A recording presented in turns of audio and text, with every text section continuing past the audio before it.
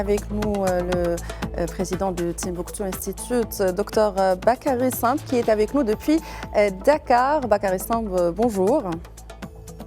Bonjour et merci de l'invitation. Alors, on parle de la réélection du président Sassou Nguesso, largement anticipée par les observateurs et qui s'inscrit dans une continuité politique de plusieurs décennies. Pouvez-vous nous rappeler le contexte précis de ce scrutin et les principaux chiffres qui en ressortent ? Oui, le scrutin du 15 mars 2026 a vu Denis Sassou Nguesso, 82 ans, remporter un 5e mandat consécutif dès le premier tour, comme très largement anticipé par les analystes. Il dirige le pays depuis 1997, soit plus de 40 ans cumulé au pouvoir. Il y avait 7 candidats qui étaient en lice, mais l'opposition quand même était très fragmentée, sans figure majeure crédible. Et plusieurs boycotts ont eu lieu. Il y a eu des gens qui ont dénoncé le processus.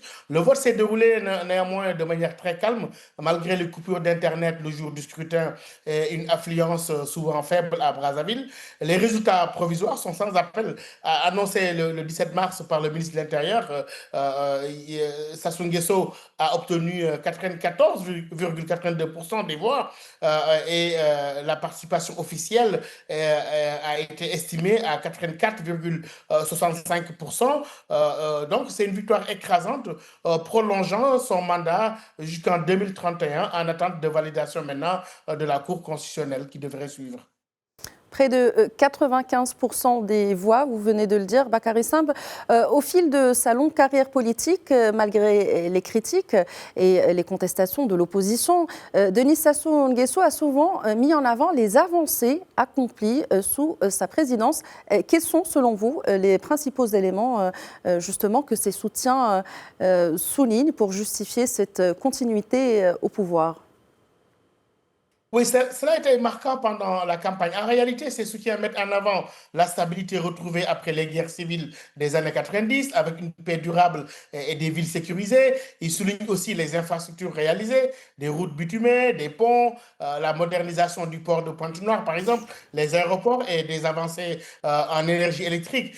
Économiquement, c'est vrai qu'ils insistent sur la résilience au choc pétrolier, de même que la restructuration de la dette et les premiers pas vers ce qu'ils appellent la diversification économique, l'agriculture, les mines, comme le fer, la transformation du bois.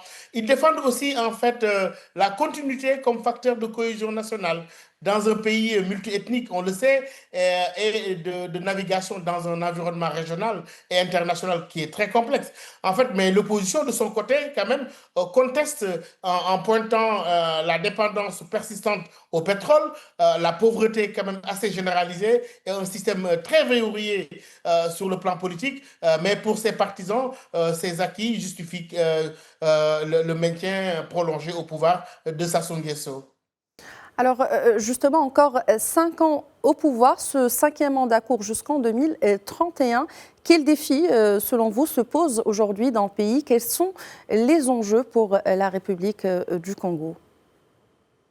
Oui, il y a beaucoup d'enjeux et beaucoup de défis, surtout. Ce mandat, probablement le dernier selon certains analystes, sera charnière pour la succession. Comment préparer une transition apaisée, sans crise interne au sein de son parti, le PCT, avec des tensions électorales qu'il faut éviter. Ce sera le défi politique majeur. Sur le plan économique, je crois qu'il faudrait sortir de la dépendance du pétrole avec une diversification réelle vers l'agriculture, les mines, etc.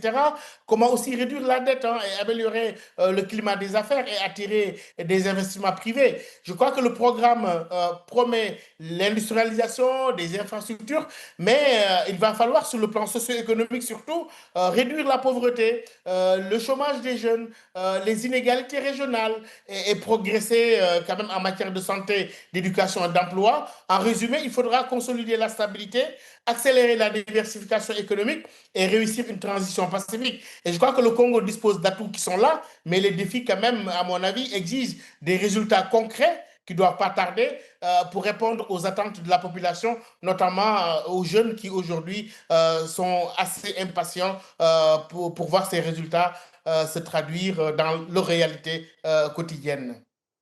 Stabilité politique et dépendance au pétrole, lutte contre la pauvreté. Docteur Bakary Simbe, avec nous depuis Dakar, directeur régional du Timbuktu Institute. Merci d'avoir répondu à nos questions. On vous retrouve la semaine prochaine.